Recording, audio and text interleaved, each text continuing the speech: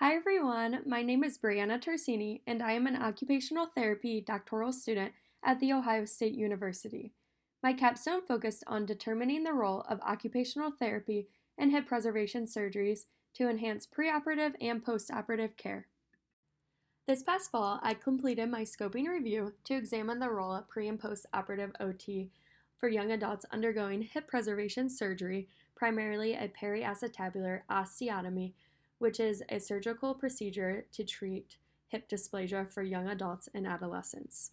It involves cutting the bone around the acetabulum, repositioning it over the femur head, and reattaching it to the pelvis with screws. It requires around a 1 year recovery with gradual weight bearing progression and significant mobility restrictions. Due to limited research in OT's role in hip preservation programs, my scoping review question was revised to include all hip surgeries. My final question was, what is the role of pre and post-operative OT intervention on performance of activities of daily living and self-efficacy for patients with hip surgery? 3 databases were searched to obtain articles that fit the inclusion criteria and main outcomes of interest, which were ADL performance and patient self-efficacy. In total, 1,726 articles were reviewed, though only 8 were included in the final review. 4 major themes emerged from this review, the first being implementation of OT at the pre- and post-operative stages was found to be feasible and beneficial for all patients. OT intervention also increases ADL performance following surgery, such as how one completes dressing, bathing, and toileting, through interventions of skill training and skill competency. The third is improved independence with the use of adaptive equipment, such as reachers and long-handled sponges, and durable medical equipment, such as bedside commodes and raised toilet seats. The fourth is increased patient self-efficacy of occupational performance following hip surgery through individualized interventions and enhancing readiness for home. So now I'll get into details about my big capstone project. So a little bit of background to start. Dr. Ellis is a nationally renowned hip preservation surgeon at Orthopedic One in Dublin, Ohio, who performs over 90 PAOs a year at Ohio Health Dublin Methodist Hospital. He often performs a PAO with a hip scope and a femoral osteochondroplasty. The patients are then admitted for inpatient treatment and stay 1 to 3 nights in the hospital. Throughout their stay, they are always seen by PT, day of surgery, and then twice daily until they discharge. However, they have never been seen by OT until my capstone project. So this project introduced OT services to bridge the critical gaps in ADL training and address the psychological impact of this major surgery. The purpose of my project was to determine the role of OT in the post-op stages of PAO surgery by developing and implementing an OT clinical practice guideline. Here are the steps of my implementation. So first, I identified the need, which was OT was not involved in the care for PAO patients at Dublin Methodist Hospital. And then I developed an initial clinical practice guideline for OT intervention from the literature. Once I was on site within the first 3 weeks, I revised my guideline based on site observation and practice patterns. And then I had Dr. Ellis, my OT mentor at the hospital, and Dr. Ellis's PT review it and approve it. So then I was able to start implementing OT intervention at week 4 with PAO patients. In total, I completed 9 implementation trials that were assessed through intervention evaluation and implementation evaluation.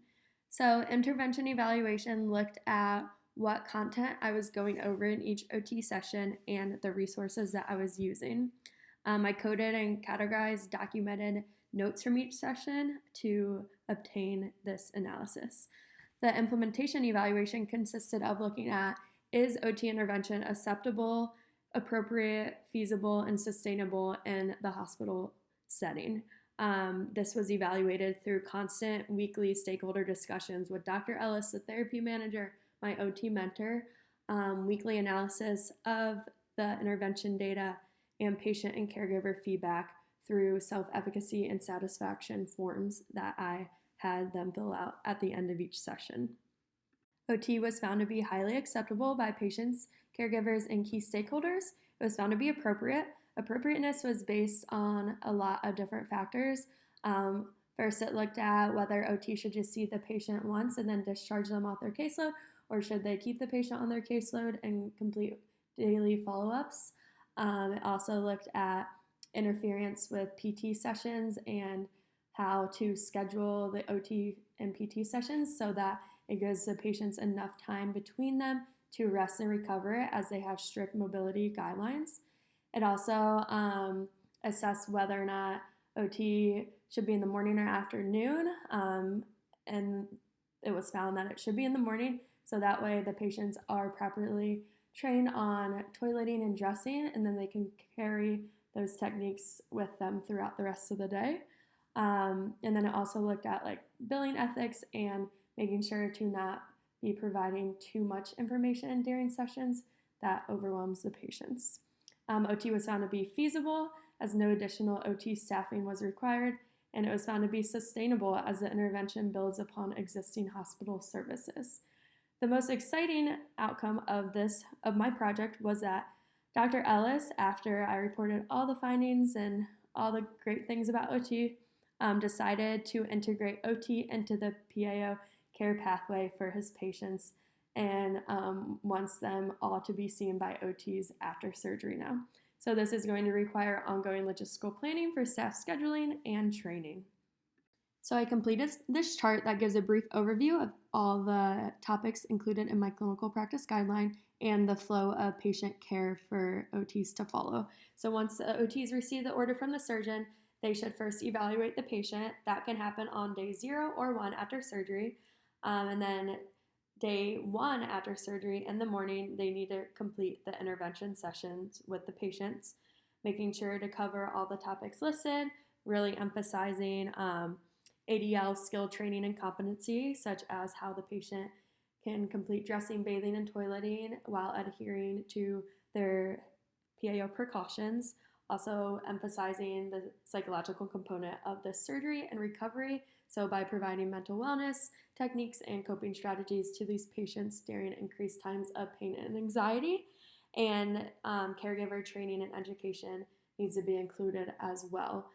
And then step 3 would be that the OTs are ensuring discharge readiness. So if interventions cannot be completed in that first morning session, multiple follow-ups or sessions throughout their time there can occur. And then the patient will remain on the OT caseload until all that content is covered. And then they can assess discharge readiness through patient and caregiver feedback forms and discussions and collaborating with the care team. So now we'll get into my overall Capstone experience. So again, I was at Dr. Ellis's practice at Ortho 1 and Dublin Methodist Hospital, where I determined and established OT's role in the pre- and post-op phases of hip preservation surgeries. My main big project only focused on the post-op end for PAOs at Dublin Methodist. However, I also completed and created a clinical practice guideline for pre-operative OT intervention for patients undergoing hip preservation surgeries. So each week I divided my time between the hospital and clinic to implement pre-operative education appointments for all patients undergoing hip preservation surgeries. And then I also spent half my time at the hospital implementing the post-operative treatment sessions for patients following a PAO. In total, I treated 20 patients with PAO ages 14 through 26. If you scan that QR code, you'll have access to the entire clinical practice guideline that I created, and it also includes the feedback forms that I implemented with patients and caregivers to assess their preparedness and the effectiveness of the intervention I provided. I also provided psychological and emotional support during the OT interventions and looked at mental health and how it plays a role. I also trained and educated caregivers in each session that I completed with the patients. This was the form that I gave to patients and caregivers at the end of each session, and both of these graphs show the comfort levels of both patient and caregivers in response to how they feel with completing ADLs and their preparedness for home. Throughout my experience, I constantly engage in interdisciplinary education and training with PTs and other staff at the clinic and hospital. I facilitated communication between the hospital and the clinic. A lot of PTs at the hospital had clarifying questions for Dr. Ellis and his team, so it was nice to bridge that gap and be able to clarify misunderstandings of PAO rehab and precautions and so forth. And then after the decision was made to integrate OT into post-operative PAO care by Dr. Ellis during the final few weeks of my experience, I conducted individual one-on-one training sessions with each OT at the hospital. They came with me to all the OT sessions with the PAOs and observed my sessions and what I did. And then I also spent time with them going through the clinical practice guideline and all things about PAO recovery. I developed 10 different PAO care plans that went through different case scenarios of how and were made to optimize OT and PT scheduling, prevent content redundancy among sessions, and to enhance patient outcomes through coordinated therapy. I also collaborated in meetings with the hospital therapy manager to shape the future of PAO care and training initiatives. I developed a PAO discharge checklist for provider use to help prevent redundancy and also for the patients to know what they have left of education that they need to be covered and skills that they need to be competent in before going home. And then I provided a training presentation to the entire hospital rehab department for going over PAO care and rehab. I also created a HIP toolkit and 5 different educational handouts that I provided to patients and caregivers during their treatments. And then I produced 9 different training videos on ADLs, transfers, and adaptive equipment use that can be accessed through that QR code, and it takes you directly to the YouTube page I made. And then throughout my experience, I was able to observe a PAO, FDO, hip scope, and femoral neck osteoplasty surgery by Dr. Ellis. I was able to shadow him, the clinic PT and PA, and pre- and post-operative appointments. I observed the hospital PTs every week during PAO treatments, and then I took a field trip to Riverside Hospital to observe the pelvic floor therapy program there. And I also consulted with a hospital dietitian on post-surgical nutrition in order to properly educate patients. All my references can be accessed through that QR code, and then I really wanted to thank Dr. Ellis and David Beck for their constant guidance and support, along with my advisor, Dr. Hill. I am also very appreciative of my parents for their unwavering love and encouragement throughout the years of my education. This capstone experience was especially meaningful to me as I underwent a PAO and hip scope with Dr. Ellis last year. So getting to work with these patients and make a difference at the hospital has just been beyond meaningful to me. And I'm so excited that OT is now going to be involved in the care continuum for PAOs.